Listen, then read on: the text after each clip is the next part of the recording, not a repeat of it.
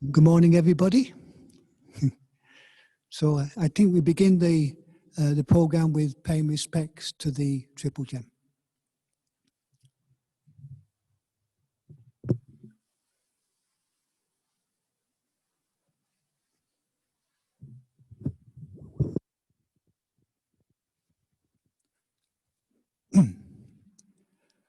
Arahang Samma Sambuddho Bhagava Buddhang Bhagavantang Abhivademi.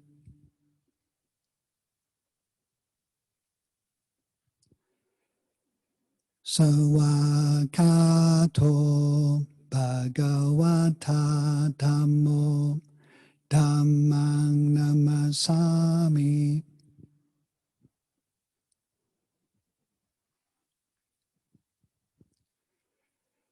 Supatipanno Bhagavato Sawaka Sankho Sanghang Namami.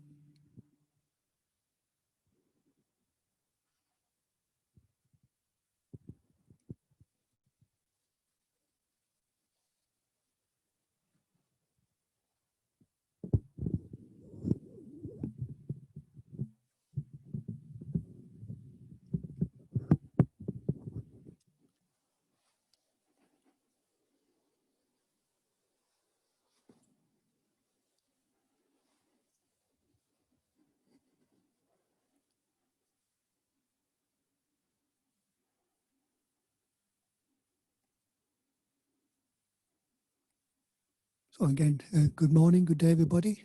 So we'll begin with about 10 minutes of meditation together.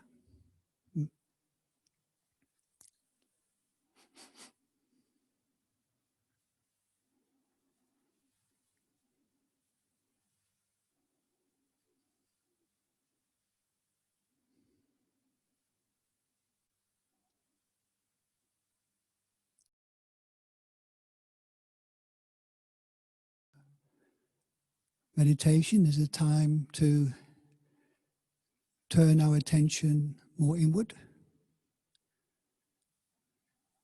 to awaken to the experience of body and mind in this present moment.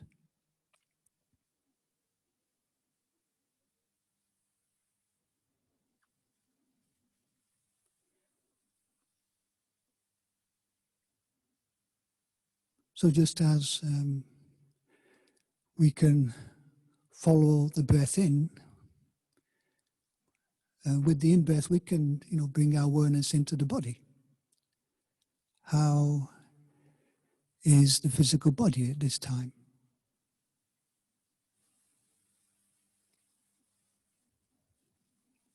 So following the breath inward is also a gesture of turning our attention more inward.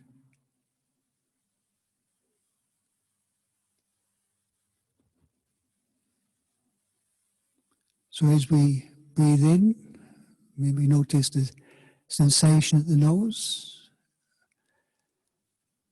This brings more awareness to the head and face area, noticing any sensations there.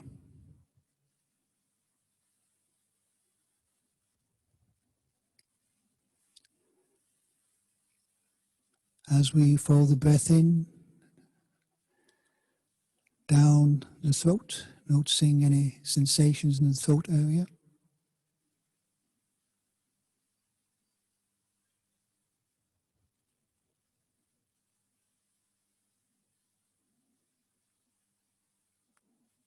Then the breath going down into the lungs and the chest, the sense of the expansion of the chest with the in-breath.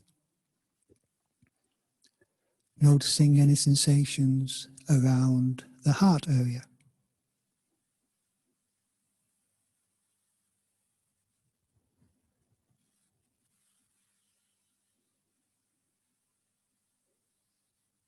Now we can follow the breath in even further, even to the sense of Noticing any movements of the abdomen with the breathing, rising and falling of the abdomen. Noticing any sensations around the stomach area.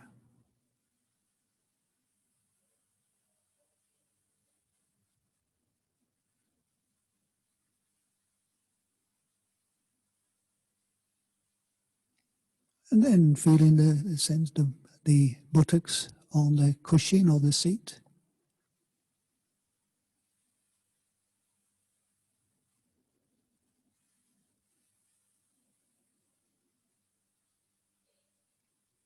Then as we breathe out, as the abdomen falls, the chest contracts, and the breath flows out.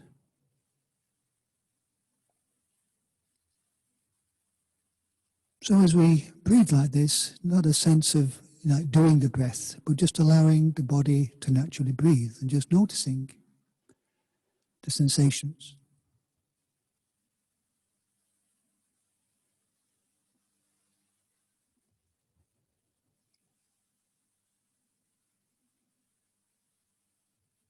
I think mindful breathing like this is very good for our health and for our immunity system.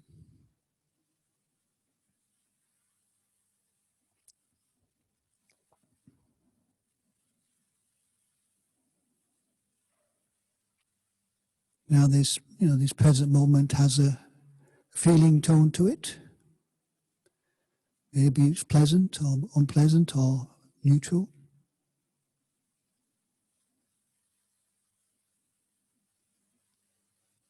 So the attitude in meditation is to be more just accepting the experience of the present moment. Just as we naturally accept an in-breath, accepting the experience of the present moment, the feeling tone.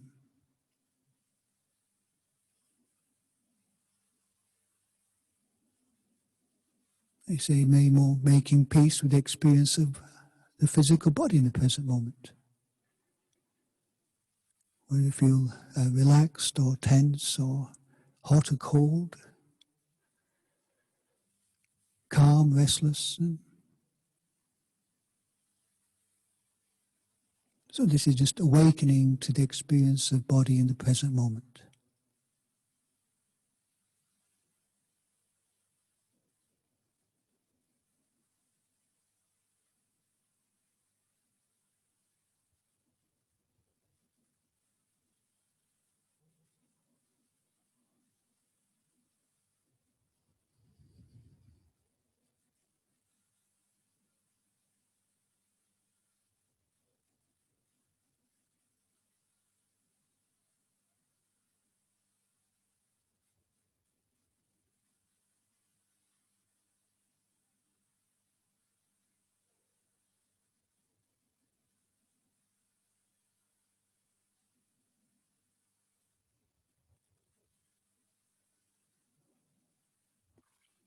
Now probably you'll find the awareness won't stay with the in and out breath, and the mind will go into thinking about different things, wandering off to the past, the future.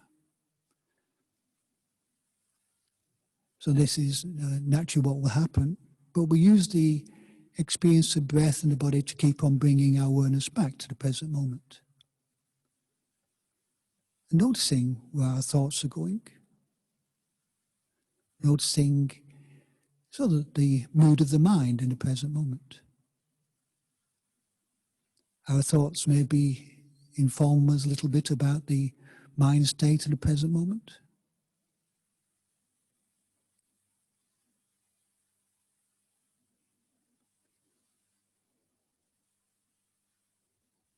Again, making peace with the mind. Breathing in, experiencing whatever the mind is manifesting. Breathing out, experiencing whatever the mind is manifesting. Nice thoughts, not so nice thoughts.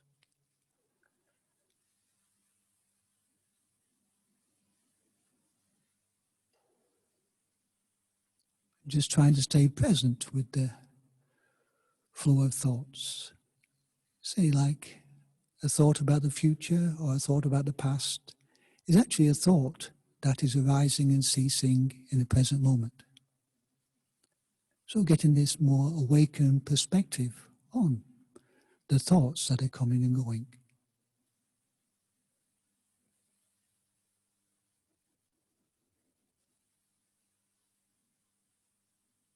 Nothing to get rid of, but just to be awake and aware of this natural flow of experience.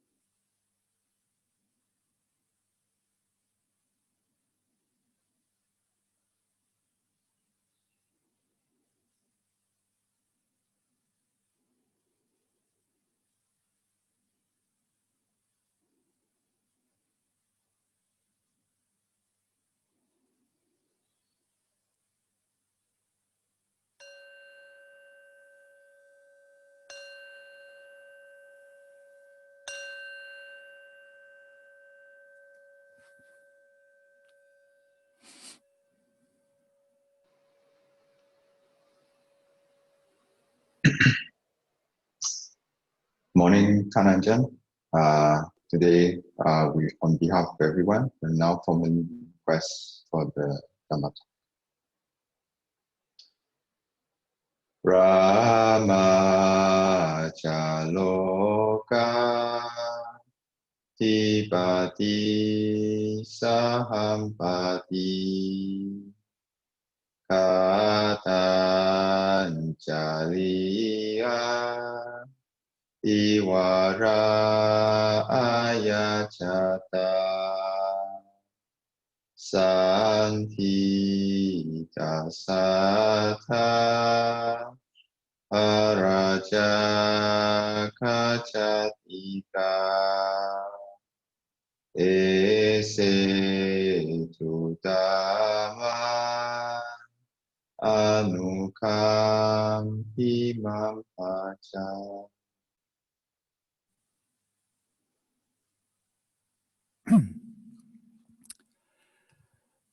Namo tassa bhagavato arahato samma sambuddhassa.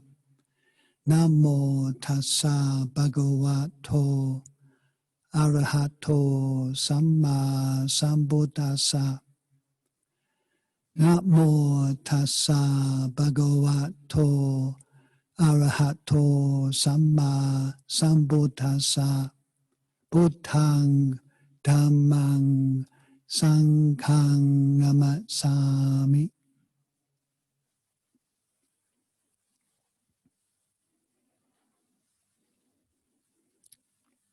So, greetings everybody. This is my first teaching over Zoom. A little bit different from normal, that you're just speaking to a screen and seeing yourself on the screen. But I'm sure I'll get used to it. I think there's more of this teachings over the Zoom is happening, and it is a very good source of teaching the Dhamma to people opportunities to listen to Dhamma at this time when there's a lot of restrictions in terms of movement and visiting teachers or going to monasteries.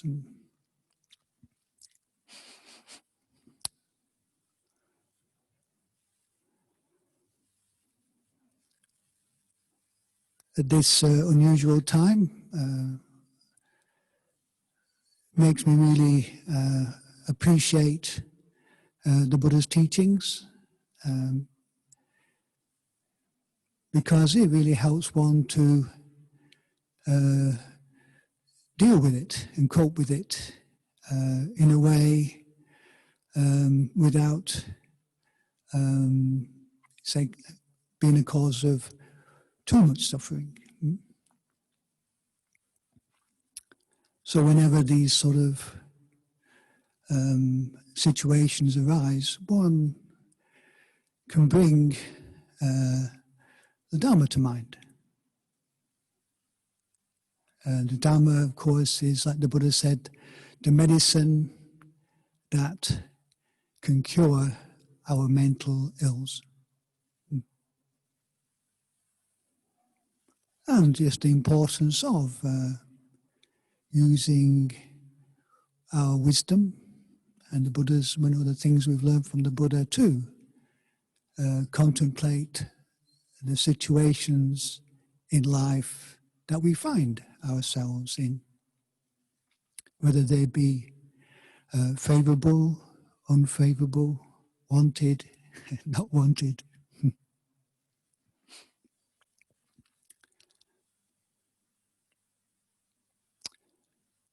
So I retired last November from being the abbot of Chithurst Buddhist Monastery. My determined 5 years of office finished, and I didn't apply for an extension.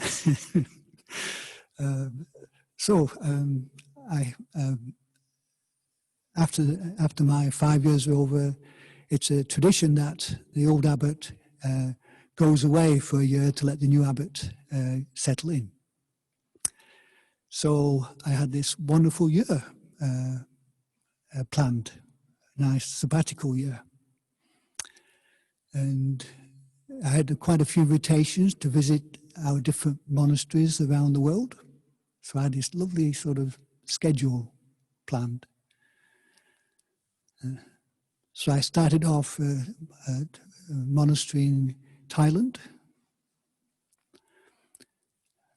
and then spent a few months in Thailand, and then came to Australia, where I was planning to spend another couple of months before going on to New Zealand, Japan, and Canada. But the coronavirus came in, and I got locked down here in Melbourne and didn't make it to New Zealand, Japan, or Canada. So it only goes to show that whatever plans one makes, whatever routines one has, that you're involved in in a world of cause and effect. And this is what the Buddha encourages us to consider, like the law of karma, you say, in terms of right understanding and wisdom. The Buddha asks us to reflect on the law of karma. And so when I do plan these trips, I do also consider, okay, I'll make this plan, but it depends on causes and conditions around whether they happen or not. Because, really, we're not in control of this life. We're not like some super being. We have to, adapt to the conditions.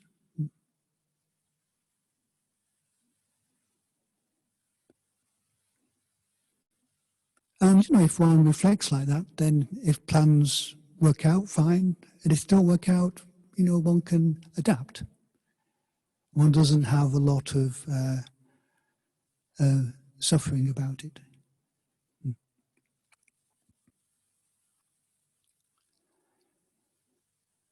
But, in this modern day world with technology, we do tend to sometimes get under the illusion that we're in control of everything, because we can control many things with technology. And also, things become quick and efficient.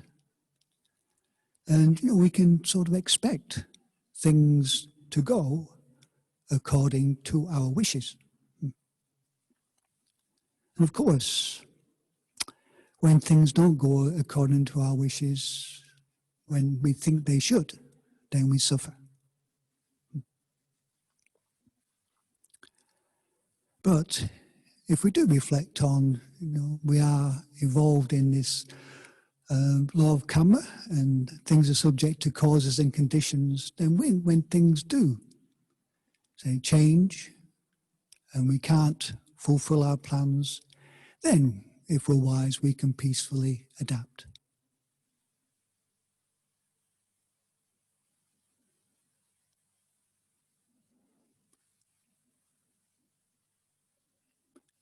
And if we can't adapt, then the suffering. Yeah? And I just remember an occasion. I was travelling from the north of England down to Chithurst Monastery in the south, and I have to pass through London and get a connecting train from Waterloo Station to Petersfield, which is near the monastery. And I arrive on Waterloo Station and everything's been delayed. There's been problems with the signals, and the trains have been delayed by what they thought would be at least 1 hour. So it's a bit disappointing, being stuck on Waterloo Station at rush hour. It's like about 5 o'clock in the afternoon and people are coming out of work, the busiest time. But, do I reflect is okay, just stand there, breathe in and out and wait for the train. So I was stood on the platform, adapting to the new conditions. And then this gentleman comes up to me, and he's sort of businessman, briefcase, suit and tie. And he's really angry. And he says to me, "You might be at peace with this, but I want to strangle somebody." You see, the expectation for everything to be on time and to go according to his wishes, and the suffering when they don't. So this is foolishness, isn't it, really? Rather than, just being a bit patient while the train comes. And that's another thing, isn't it, with efficiency and things. People can be very impatient these days. So this is just an example of, the suffering when things don't go according to our wishes.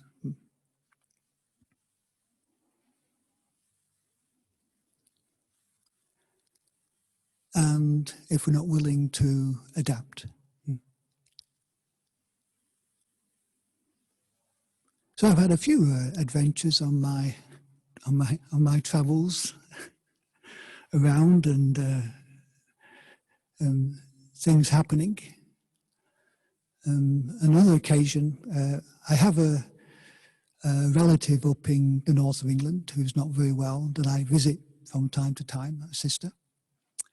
And she lives in a care home in, outside of Manchester.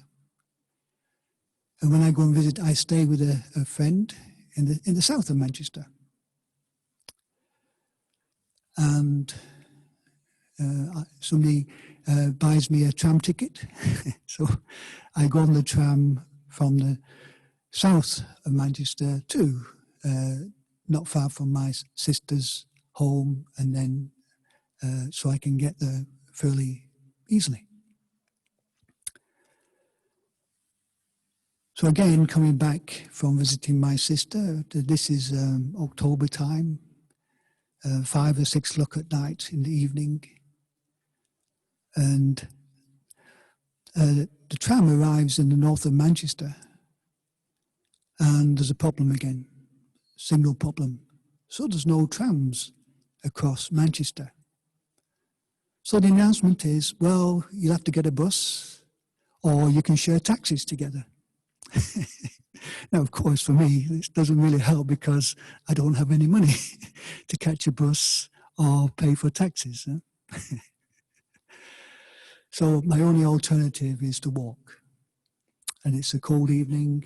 I'm just in my robes. But, this is it. This is, what you have to do. So I walked across Manchester to another station where I could get a tram to where I was going. Again, there was a lot of suffering around it, a bit cold. But the Buddha's teachings there, things change.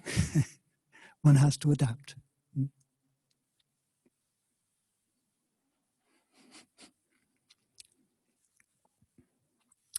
So that's a choice we have, isn't it? We adapt, peacefully adapt or suffer.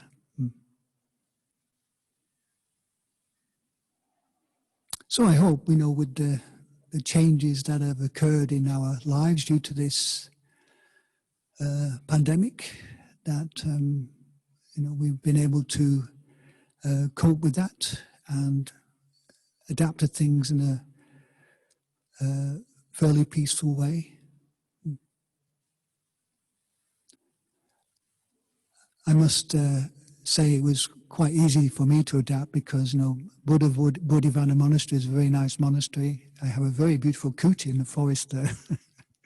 So I must admit, it's not been a big challenge for me to adapt. But it would have been, really nice to visit my fellow monks in different monasteries and people I know in especially like New Zealand. I spent 4 years there. But this time it's just not possible.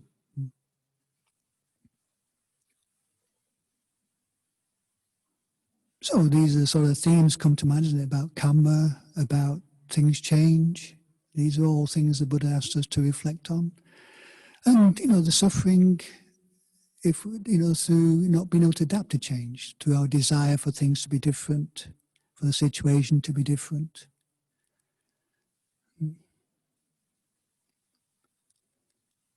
So this is, we contemplate the Four Noble Truths. Yeah? If we're suffering in this situation, why? Yeah.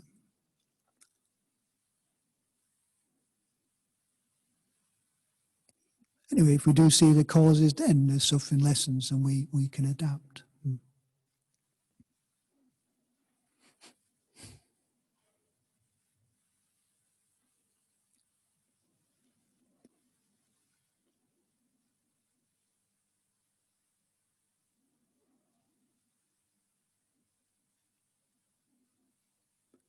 So, contemplating our life.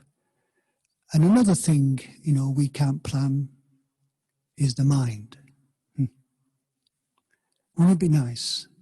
Okay, I want to plan my mind for tomorrow. So I'll wake up, bliss when I wake up. 8 o'clock, I'll have metta for 2 hours. 10 o'clock till 2 o'clock, I'll have karuna. 2 o'clock till 6, I'll have mudita. And I'll finish the day with upekkha. Wouldn't it be nice if we could plan the mind like that? Huh? But of course, we can't, can we?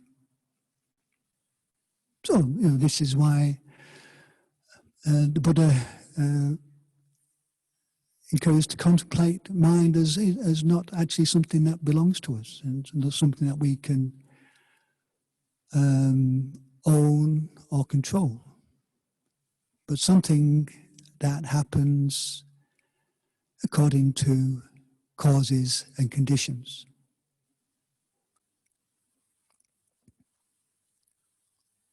But again, we can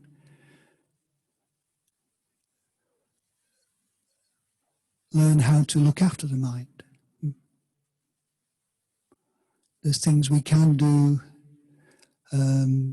to be more at peace with, the changing conditions of the mind that come up in the different situations we find ourselves in.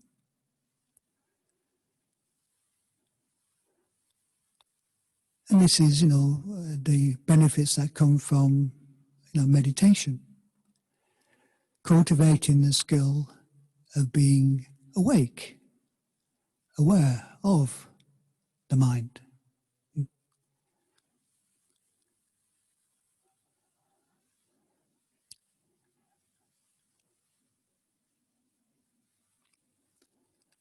And this is, something the Buddha very much encouraged us to cultivate awareness, cultivate mindfulness, and wisdom in the ways we relate to whatever comes up in the mind.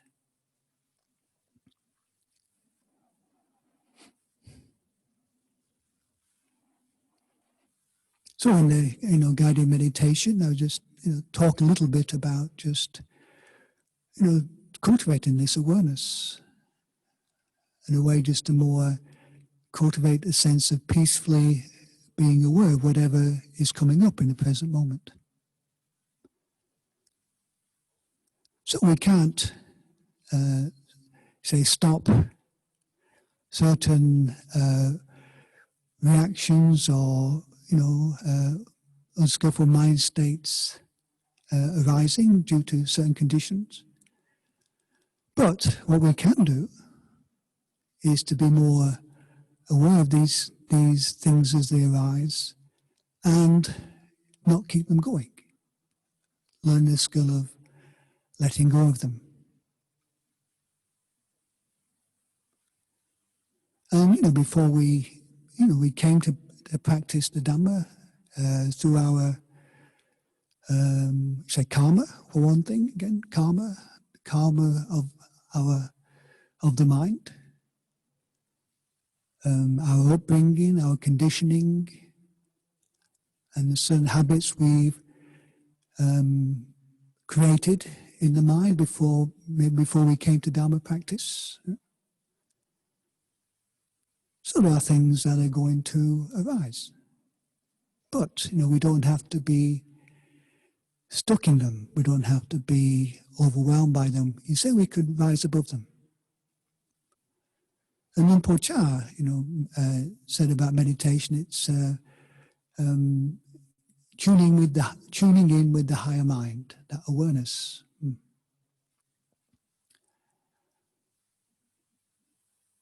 So Buddhism is a very, I find very wise teaching, because it's not saying we should be idealistic about the mind. We should always be feeling kindness or compassion,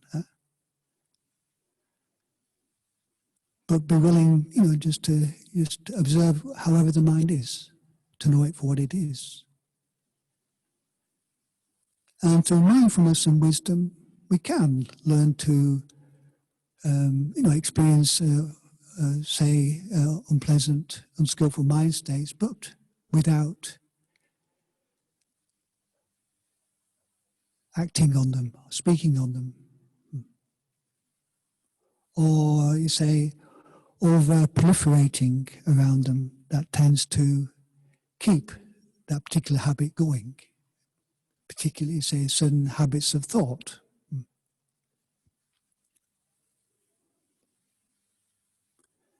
And I find, if we're not idealistic about how the mind should be, it is supportive of being more able to more peacefully observe.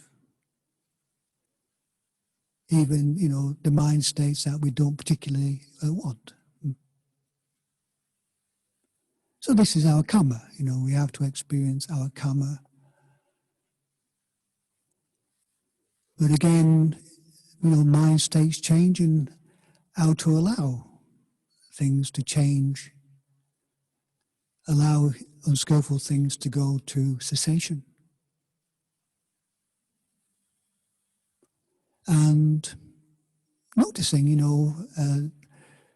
how the suffering is when we don't want these mind states, when we want to get rid, when we want to get rid of a mind state, when we want to get rid of thoughts, rather than just staying with awareness of them,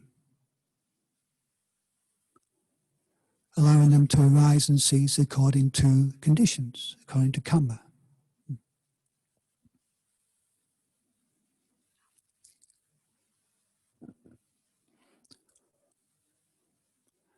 There is a story in the suttas, actually Venerable Dhamma Thakur reminded me about this story yesterday. And it's a story about, I think it's a symbolic story about, the way I look at it, about relating to the mind. And it's a story the Buddha told, and the occasion was in one of the heavenly realms, where Sakka is the king of the gods. And, he has a nice palace and he has a nice throne. Anyway, one day, a demon called a yaka came into the palace, little yaka, and climbed up onto Sakka's throne. Now, while Sakka was out. Now, Sakka's followers got really upset. They got really angry with the yaka. How dare you get up onto Sakka's throne? Get off, go away. How dare you? And, and abused the yaka. But strange things happened. As people abused the yaka, it got bigger, and got bigger, till it filled the whole throne. Fortunately, Sakka returned, and Sakka, he was, praised by the Buddha for his wisdom, his skillfulness and his wisdom. So he comes in, and he figures out the situation. So he goes up to the yaka on his throne, his big yaka. He kneels down and said, "I am Sakka, king of the gods. Welcome to my palace." And he started treating the yaka in a very friendly way. And as Sakka spoke in friendly terms to the yaka it got smaller, it got smaller, it got smaller, till eventually it just got off the throne and went away. And I see this like a symbolic story of how we relate to the mind. You know, if we try to get rid of things, or we don't have a skillful way of relating to them, then these problems de-escalate, they get bigger. And then they can take us over.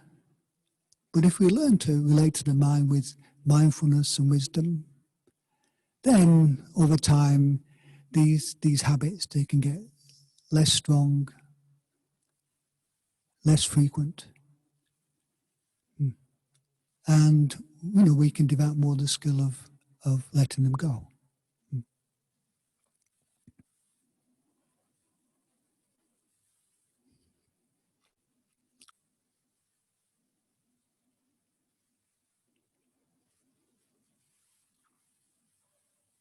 So we can say whatever we're experiencing in the present moment is okay. But, you know, if it's something unskillful, then developing the skill of not keeping it going, of skill of letting go.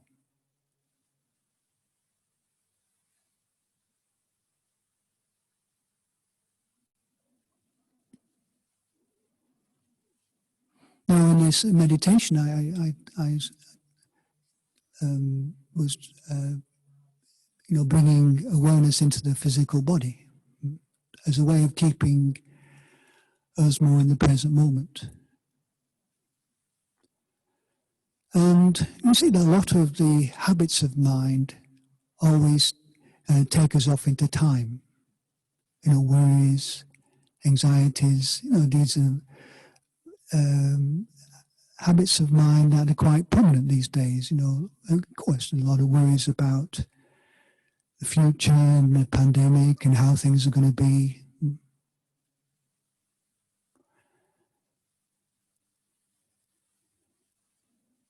But the thing is about, you know, some of these mind states, they always tend to think in terms of all the worst things that could happen. So it doesn't really lead to any sense of well-being.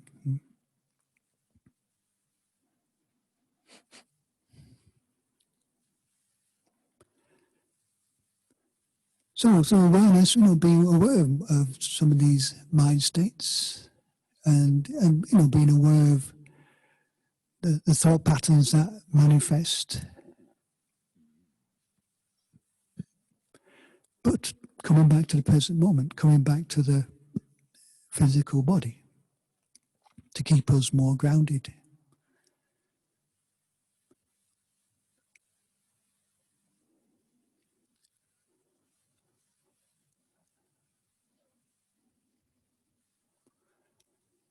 And if we develop this skill, we get more, you know, we get more, yeah, say good at it. Yeah? At first, you know, the habits of mind are quite strong, and you know, we tend to get caught. But over practice, we can learn more to come back to the present moment, come back to the body.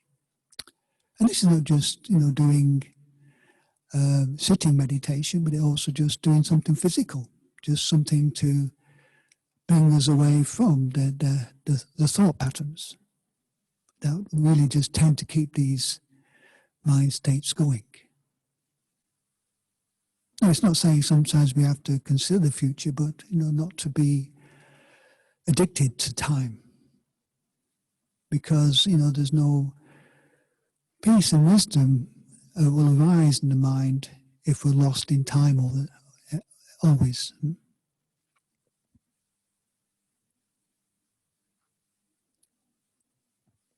So, skillful means to bring us back to the present moment,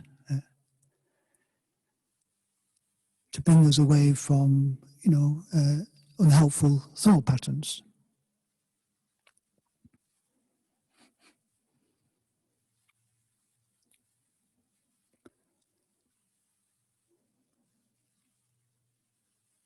So just something like, anxiety, it's a common thing. And, I've certainly experienced a lot of anxiety over my years of practice, but I've more learned just to be with it, especially in the body, the feeling in the stomach, breathing in and out, feeling the anxiety,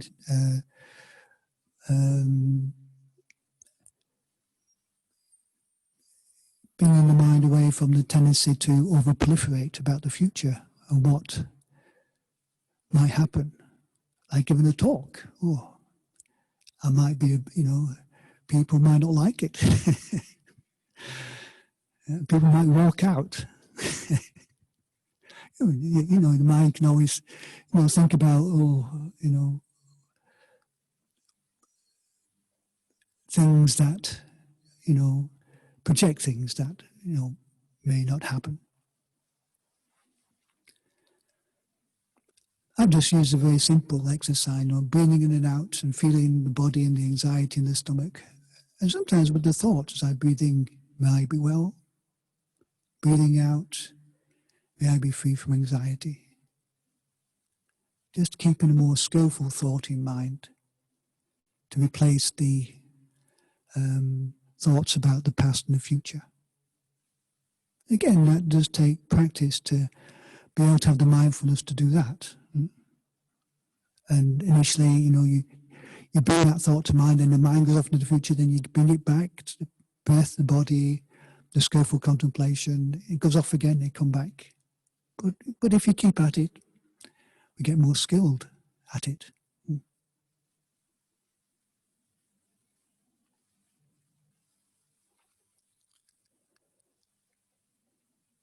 And this works very well with many sort of the more stronger mind states that we might experience. If we get angry, to do something physical can be very helpful instead of the anger coming out with some sort of unskillful bodily or verbal action.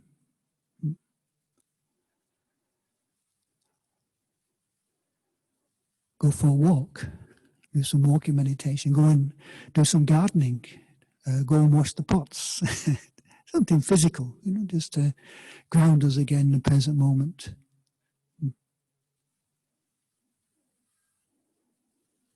Again, mindfulness of the body I found a very helpful practice. And especially helpful in maybe some of the more difficult situations.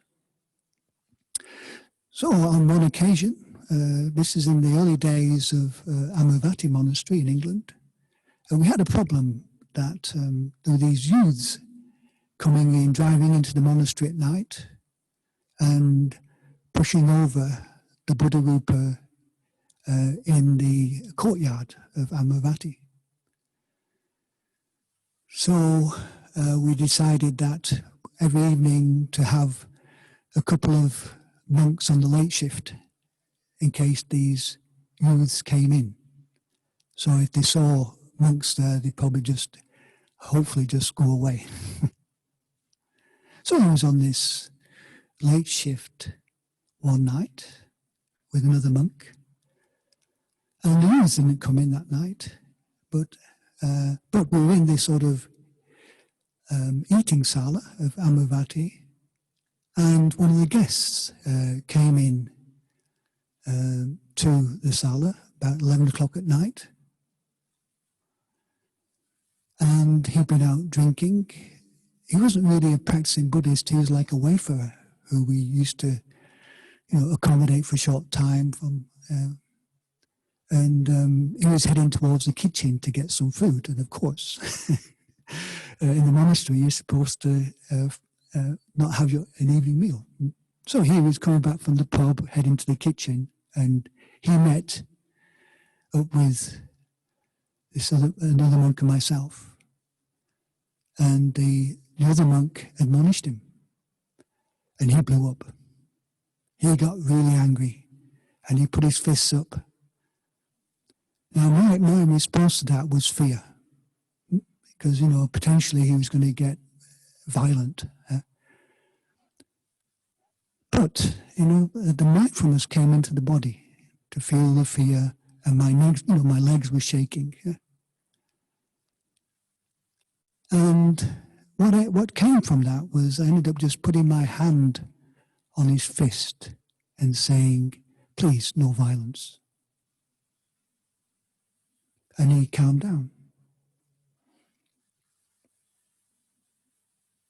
And this is just an example of if we can stay in the body rather than go into the thoughts and the fearful thoughts of what might happen or do something silly.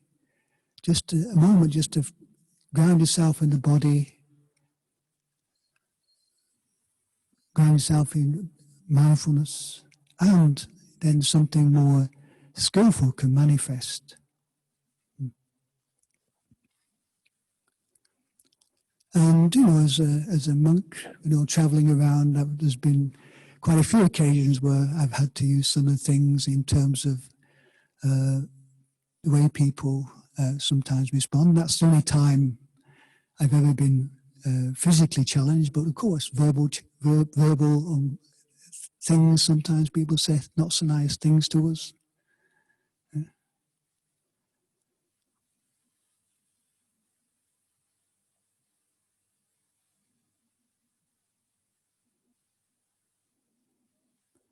So, if we do spend time cultivating this awareness, again using the body as a basis, and it does strengthen our mindfulness and also our mindfulness of the mind. And this is why the Buddha did actually teach mindfulness of the body as the first foundation of mindfulness, as to initially strengthen the mind, and then to be more mindful of the mind states.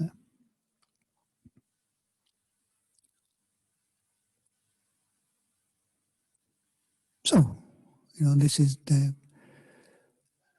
beauty of the Buddha's teachings, that relating to these habits with cultivating mindfulness and wisdom around them can help us to cultivate the ability to let go of them. And the other good news, the Buddha said that fundamental to the mind are more sort of bright states. We're not sort of, say, the more original mind is pure.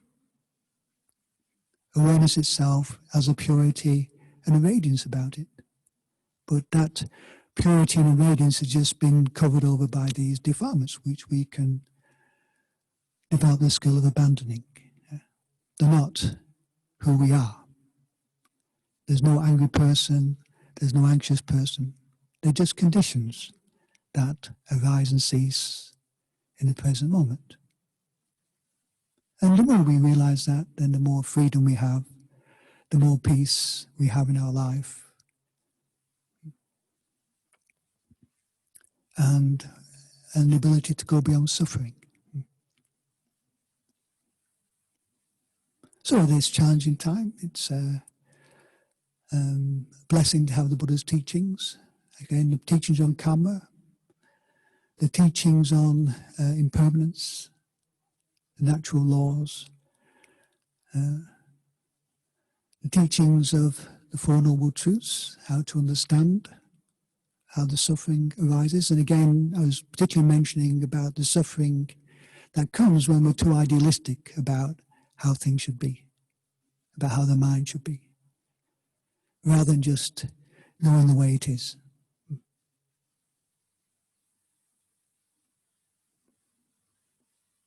So I'd like to offer these thoughts. Maybe I've talked a bit long, but anyway, offer these thoughts for your consideration this morning or evening, wherever you are. Andamayang Dhammakatthaya Satu Karang Kadamase Satu Satu Satu